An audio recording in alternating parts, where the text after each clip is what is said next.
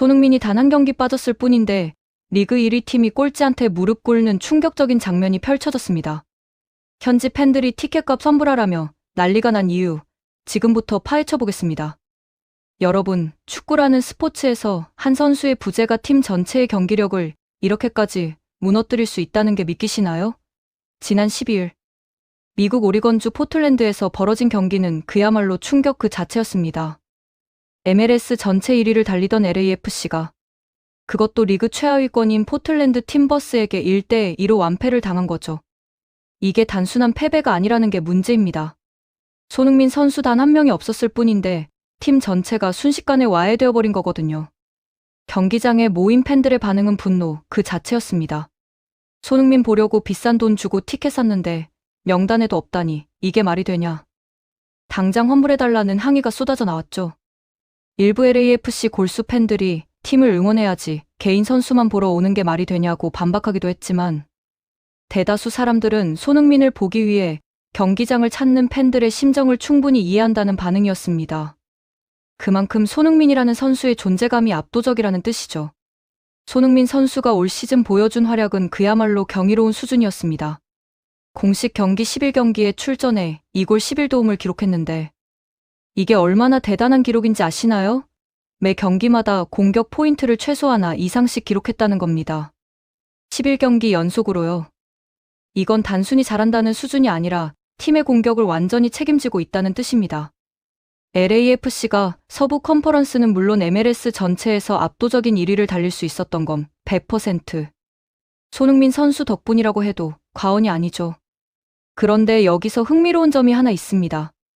손흥민 선수의 기록을 보면 득점보다 어시스트가 훨씬 많다는 거예요.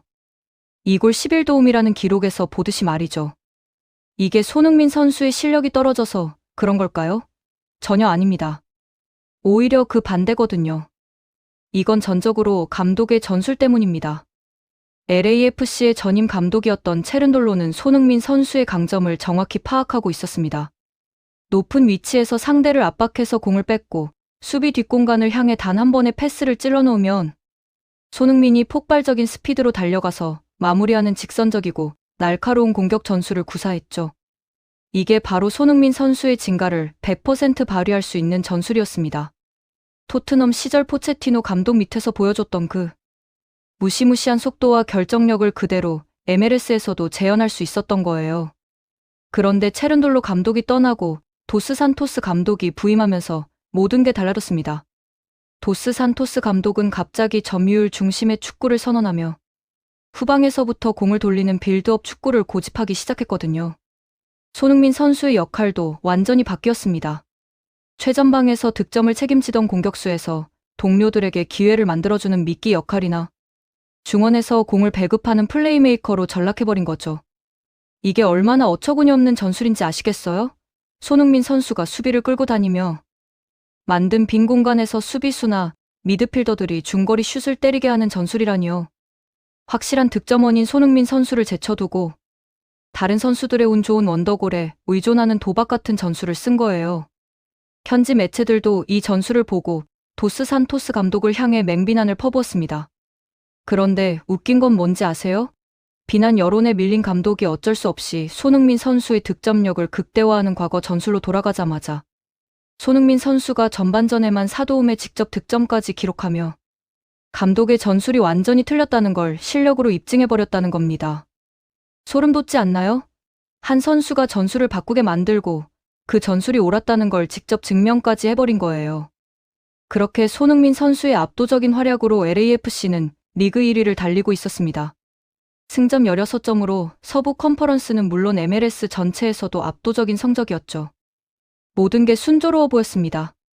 그런데 포틀랜드 원정 경기를 앞두고 청천벽력 같은 소식이 전해졌습니다. 손흥민 선수가 선발 명단은 물론 교체 명단에서도 완전히 제외된 거예요. 손흥민 선수를 보기 위해 티켓을 예매하고 기다리던 팬들의 실망감은 이루 말할 수 없었습니다. 특히 이번 경기 상대가 리그 14위의 약체인 포틀랜드였기 때문에 손흥민 선수의 압도적인 활약을 기대했던 팬들은 더욱 분노했죠. 전문가들은 손흥민 선수의 결장 이유를 구단 차원의 전략적인 배려라고 분석했습니다. 바로 다음 경기가 북중미 챔피언스리그 8강 2차전이었거든요. 상대는 멕시코의 강호 크로스 아술이었습니다. 지난 시즌 챔피언이자 멕시코 리그 최상위권 팀으로 1차전에서 손흥민의 활약으로 이기긴 했지만 절대 방심할 수 없는 상대였죠. 게다가 포틀랜드의 홈구장은 부상 위험이 높은 인조 잔디 구장이었습니다. 팀의 절대적인 에이스를 보호하고 최상의 컨디션을 유지하게 하려는 감독의 고심 섞인 선택이었던 거죠. 논리적으로는 이해가 갑니다. 약체 상대로는 손흥민 없이도 이길 수 있고 중요한 챔피언스리그 경기를 위해 에이스를 쉬게 한다는 전략 말이죠. 하지만 결과는 어땠을까요? 처참했습니다. 그야말로 재앙 수준이었어요. 포틀랜드는 손흥민의 결장 소식을 듣자마자 주전 선수들을 총출동시키며 승부수를 던졌습니다. 리그 최하위권 팀이 1위 팀을 상대로 이길 수 있는 절호의 기회라고 판단한 거죠. 그리고 그들의 판단은 정확히 들어맞았습니다. 경기 초반부터 LAFC의 공격진은 완전히 맥을 못 췄습니다. 손흥민을 대신해 원톱으로 나선 오르다즈 선수는 상대 수비에 막혀 좀처럼 기회를 잡지 못했고 부안가 선수는 결정적인 찬스를 여러 번 놓치며 팬들의 탄식을 자아냈죠. 전반 7분경 부안가가 보이드에게 패스를 연결해 중거리 슛 기회를 만들었지만 수비 블록에 막히며 허무하게 무산됐습니다. 팬들은 경기 초반부터 불길한 예감을 느꼈습니다. 손흥민이 있을 때와 없을 때 부안가의 경기력 차이가 너무 심하다는 우려가 곳곳에서 터져나왔거든요. 손흥민이 있으면 수비를 끌어주고 공간을 만들어주니까 부안가도 기회를 잡을 수 있었는데 손흥민이 없으니 부안가 혼자서는 아무것도 할 수 없다는 게 명확히 드러난 거예요. 그리고 전반 30분, 최악의 순간이 찾아왔습니다. 포틀랜드가 중앙에서 시도한 중거리 슛이 그대로 LAFC의 골망을 가르며 선제골을 허용한 겁니다. 리그 1위 팀이 꼴찌팀에게 먼저 실점을 내준 거죠. 소름 돋지 않나요? 손흥민 한 명이 없다는 이유만으로 팀 전체가 이렇게까지 무너질 수 있다니요. 팬들의 반응은 폭발적이었습니다. 손흥민이 없으니 팀이 한순간에 무너진다. 예전 토트넘 시절을 보는 것 같다는 비판이 쏟아졌거든요. 토트넘에서도 손흥민이 부상으로 빠지면 팀이 순식간에 약체로 전락하는 모습을 수없이 봐왔는데 LAFC에서도 똑같은 일이 벌어진 거예요.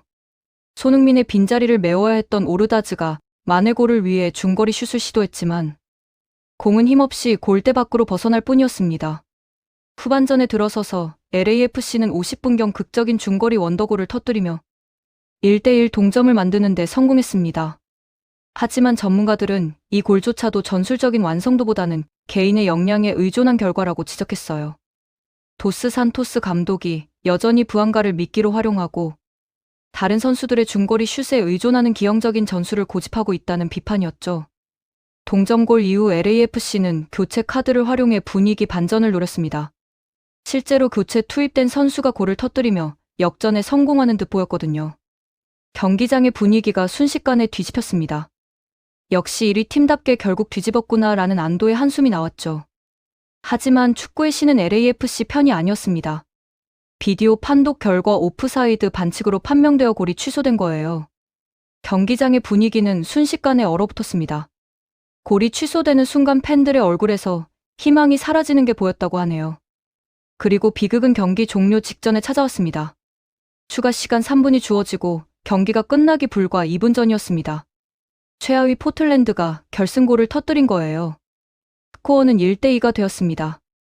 리그 1위 LAFC가 꼴찌팀에게 패배하는 굴욕적인 결과를 받아들여야 했죠. 이번 경기가 보여준 교훈은 명확합니다. 손흥민이라는 선수가 팀에서 차지하는 비중이 얼마나 절대적인지가 다시 한번 증명된 거거든요. 손흥민이 있으면 리그 1위, 손흥민이 없으면 꼴찌팀한테도 진다는 충격적인 현실이 적나라하게 드러났습니다. 현지 전문가들의 분석은 더욱 냉정했습니다. 손흥민을 대신해 팀의 공격을 이끌어야 했던 부안가 선수가 손흥민과의 수준 차이를 극명하게 드러냈다는 평가였죠. 부안가는 손흥민이 있을 때는 그럭저럭 괜찮은 모습을 보여줬지만 손흥민이 없으니 완전히 다른 선수가 되어버렸다는 겁니다. 이게 무슨 뜻인지 아시겠어요? 부안가의 실력이 형편없다는 게 아니라 손흥민이 수비를 끌어주고 공간을 만들어주고 기회를 창출해주니까 부안가도 골을 넣을 수 있었다는 겁니다. 손흥민이라는 절대적인 존재가 팀 전체를 살리고 있었던 거죠. 도스 산토스 감독의 전술적 무능함도 다시 한번 도마 위에 올랐습니다. 손흥민이 없는 상황에서도 팀이 유기적으로 움직일 수 있는 대안을 전혀 마련하지 못했다는 비판이었어요. 약체 상대를 만났을 때 손흥민 없이도 이길 수 있는 플랜 B가 있어야 하는데 그런 게 전혀 없었다는 거죠. 감독의 컨디션 조절 전략은 이해가 갑니다. 중요한 챔피언스리그 경기를 위해 에이스를 쉬게 하는 건 당연한 선택이죠. 하지만 문제는 손흥민이 빠진 공백을 메울 수 있는 시스템이 전혀 구축되어 있지 않았다는 겁니다. 이건 전적으로 감독의 책임이에요. 손흥민 선수가 LAFC에서 보여주는 모습을 보면 정말 대단하다는 생각이 듭니다. 토트넘에서도 그랬고 국가대표팀에서도 그렇고 이제 MLS에서도 똑같은 현상이 벌어지고 있거든요. 손흥민이 있으면 강팀, 손흥민이 없으면 약팀이 되는 거죠. 토트넘 시절을 떠올려 보세요. 손흥민이 부상으로 빠지면 팀이 순식간에 무너지는 모습을 수없이 봤잖아요. 손흥민이 복귀하면 다시 살아나고 손흥민이 빠지면 다시 무너지고 이게 몇 시즌 동안 반복됐어요. 그만큼 손흥민이라는 선수의 존재감이 압도적이라는 뜻이죠. 국가대표팀도 마찬가지입니다. 손흥민이 있을 때와 없을 때의 경기력 차이가 극명하게 드러나거든요. 손흥민이 뛰면 팀 전체가 살아나고 손흥민이 빠지면 공격이 멈춰버립니다. 이게 단순히 한 선수의 개인 능력이 뛰어나다는 수준을 넘어서 팀 전체를 끌어올리는 리더십과 영향력을 가지고 있다는 뜻이에요. 그런데 흥미로운 건 뭔지 아세요? 이런 현상이 동양 선수 중에서는 손흥민에게만 나타난다는 겁니다. 일본 최고의 선수라는 미나미노나 쿠보 타케우사도 팀에서 이 정도의 절대적인 영향력을 행사하지는 못하거든요. 중국 선수들은 말할 것도 없고요. 손흥민은 단순히 잘하는 선수가 아니라 팀의 시스템 자체를 바꿔버리는 선수입니다. 감독들이 전술을 손흥민 중심으로 짤 수밖에 없을 정도로 압도적인 존재감을 가지고 있는 거예요. 토트넘에서 포체티노, 무리뉴, 콘테 등 수많은 명장들이 모두 손흥민을 중심으로 전술을 짰던 이유가 바로 여기에 있습니다. 이번 LAFC의 경기는 그런 손흥민의 가치를 다시 한번 확인시켜준 사건이었습니다. 손흥민이 컨디션 조절을 위해 단 한 경기를 쉬었을 뿐인데 리그 1위 팀이 꼴찌 팀에게 무릎을 꿇은 거거든요. 이게 우연일까요? 절대 아닙니다. 손흥민이라는 선수가 팀에서 차지하는 비중이 그만큼 절대적이라는 증거예요. 현지 팬들이 티켓 환불을 요구하며 난리를 친 것도 이해가 갑니다. 그들은 손흥민을 보러 온 거거든요.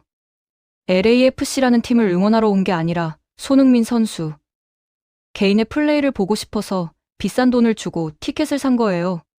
그런데 손흥민이 명단에도 없다니 화가 나는 게 당연하죠.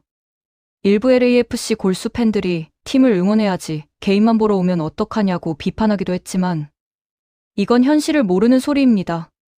미국 스포츠 시장에서 팬들은 스타 선수를 보러 오거든요. 메시가 인터 마이애미에 왔을 때 티켓 가격이 폭등하고 관중이 몰린 것도 같은 이유예요. 레이커스 경기에 사람들이 몰리는 건 르브론 제임스를 보러 오는 거지.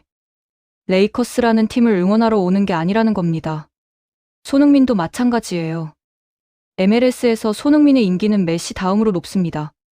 손흥민이 원정 경기를 가면 상대팀 홍부장이 매진되는 일이 비일비재하거든요. 이게 바로 손흥민의 브랜드 파워예요. 축구 실력뿐만 아니라 상업적 가치까지 어마어마한 선수라는 겁니다. 그런 손흥민이 없는 경기를 보러 온 팬들의 실망감이 얼마나 컸겠어요. 게다가 팀은 꼴찌한테 지기까지 했으니 환불 요구가 나오는 게 이상한 일이 아니죠. LAFC 구단 입장에서도 손흥민의 가치를 다시 한번 확인한 계기가 됐을 겁니다. 손흥민의 올 시즌 기록을 다시 한번 살펴볼까요? 11경기 2골 11도움. 숫자만 봐도 압도적이지만 더 중요한 건 매 경기 공격 포인트를 기록했다는 겁니다. 11경기 연속으로요. 이게 얼마나 어려운 일인지 아시나요? 프리미어리그도 아니고 MLS인데 뭐가 대단하냐고 생각하실 수도 있습니다. 하지만 MLS도 수준이 많이 올라왔어요. 특히 메시가 온 이후로 리그 전체의 관심도가 높아졌고 좋은 선수들이 많이 들어오고 있거든요. 그런 리그에서 매 경기 공격 포인트를 기록한다는 건 결코 쉬운 일이 아닙니다. 게다가 손흥민은 33세라는 나이에도 불구하고 여전히 폭발적인 스피드를 자랑하고 있어요. 젊은 선수들도 따라잡기 힘든 스피드로 상대 수비를 뚫고 들어가는 모습을 보면 정말 경이롭다는 생각이 듭니다. 나이는 숫자에 불과하다는 말이 딱 손흥민에게 어울리는 표현이죠. 손흥민의 11도움이라는 기록도 주목할 필요가 있습니다. 보통 공격수들은 득점에만 집중하는 경우가 많은데 손흥민은 동료들을 살리는 플레이도 뛰어나거든요. 이게 바로 진정한 팀 플레이어의 모습입니다. 자기가 득점해도 되는 상황에서 더 좋은 위치에 있는 동료에게 패스를 해주는 거죠. 하지만 앞서 말했듯이 손흥민의 도움이 많은 건 도스 산토스 감독의 잘못된 전술 때문이기도 합니다.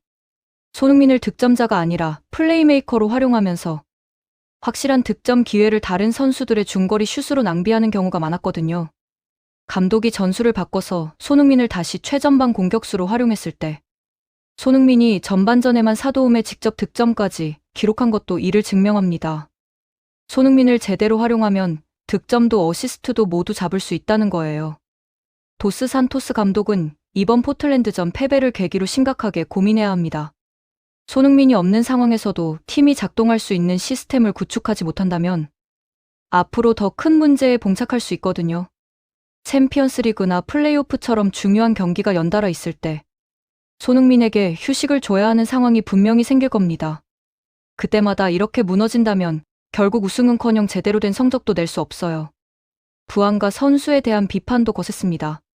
손흥민이 있을 때는 그럭저럭 괜찮은 모습을 보여줬지만 손흥민이 없으니 완전히 다른 선수가 되어버렸다는 평가였죠. 결정적인 찬스를 여러 번 놓치며 팬들의 탄식을 자아냈거든요. 하지만 부안가만 탓할 수는 없습니다. 손흥민이라는 슈퍼스타와 같은 팀에서 뛰는 건 축복이자 저주일 수 있거든요. 손흥민이 수비를 끌어주고 공간을 만들어주니까 골을 넣을 수 있지만 손흥민이 없으면 혼자서는 아무것도 할 수 없다는 한계가 드러나는 거죠. 이건 비단 부안가만의 문제가 아닙니다. 토트넘에서도 수많은 선수들이 손흥민 덕을 봤어요. 케인도 손흥민의 도움으로 골을 많이 넣었고 다른 공격수들도 손흥민이 만들어준 기회를 살려서 득점했죠. 하지만 손흥민이 부상으로 빠지면 그 선수들의 득점도 뚝 떨어졌습니다. 이번 경기에서 가장 인상 깊었던 건 포틀랜드의 대응이었습니다. 손흥민의 결장 소식을 듣자마자 주전 선수들을 총출동시키며 승부수를 던진 거거든요. 이게 무슨 뜻인지 아세요? 포틀랜드도 손흥민의 가치를 정확히 알고 있었다는 겁니다. 리그 최하위권 팀이 1위 팀을 상대로 이길 수 있는 유일한 기회가 손흥민이 없을 때라고 판단한 거예요. 그리고 그들의 판단은 정확히 들어맞았습니다. 손흥민만 없으면 LAFC도 별거 아니라는 걸 증명해버린 거죠. 전반 30분 포틀랜드의 선제골 장면을 다시 한번 돌이켜봅시다. 중앙에서 시도한 중거리 슛이 그대로 골망을 갈랐는데 LAFC 수비진은 제대로 된 대응을 하지 못했어요. 손흥민이 있었다면 아마 그 공은 손흥민이 전방으로 달리는 카운터 어택의 시작점이 됐을 겁니다. 손흥민이 있을 때 LAFC의 공격은 단순했습니다. 수비에서 공을 뺐으면 손흥민에게 패스, 손흥민이 폭발적인 스피드로 돌진해서 득점 또는 어시스트. 이 간단한 공식이 매 경기 통했거든요. 하지만 손흥민이 없으니 이 공식이 작동하지 않는 거예요. 후반전 50분의 동점골도 분석해볼 필요가 있습니다. 중거리 원더골이었다고 하는데 이건 전술의 성공이 아니라 개인의 능력에 의존한 결과예요. 도스 산토스 감독이 고집하는 중거리 슛 전술이 운 좋게 들어간 거죠. 축구에서 중거리 슛은 성공 확률이 매우 낮습니다. 프로 선수들도 중거리 슛 성공률은 10% 내외거든요. 그런 낮은 확률의 플레이에 의존하는 전술은 도박이나 다름없어요. 손흥민처럼 확실한 득점원이 있는데도 그런 전술을 고집하는 건 감독의 무능함을 보여주는 거죠. 교체 선수가 터뜨린 골이 오프사이드로 취소된 장면도 아쉬웠습니다. 만약 그 골이 인정됐다면 LAFC가 2대1로 역전승을 거둘 수도 있었거든요. 하지만 축구는 원래 그런 겁니다. 가정은 의미가 없어요. 중요한 건 결과죠. 그리고 추가 시간 결승골. 경기가 끝나기 불과 2분 전에 터진 포틀랜드의 골은 LAFC에게 치명타였습니다. 동점으로 끝났어도 아쉬운 판에 역전패를 당한 거거든요. 리그 1위 팀이 꼴찌 팀에게 원정에서 역전패를 당한다는 건 정말 수치스러운 일입니다. 이번 패배가 LAFC에게 주는 교훈은 명확합니다. 손흥민 의존도를 낮춰야 한다는 게 아니라 손흥민을 더 잘 활용해야 한다는 거예요. 손흥민이 없을 때를 대비한 플랜 B도 물론 필요하지만 가장 중요한 건 손흥민이 있을 때 그의 능력을 최대한 활용하는 겁니다. 도스 산토스 감독은 체른돌로 전임 감독의 전술을 제대로 연구해야 합니다. 왜 체른돌로 감독이 손흥민을 최전방 공격수로 활용했는지, 왜 직선적이고 날카로운 공격을 선호했는지 말이죠. 그게 바로 손흥민의 강점을 극대화하는 방법이거든요. 재밌게 보셨다면 구독과 좋아요, 알림 설정 부탁드립니다.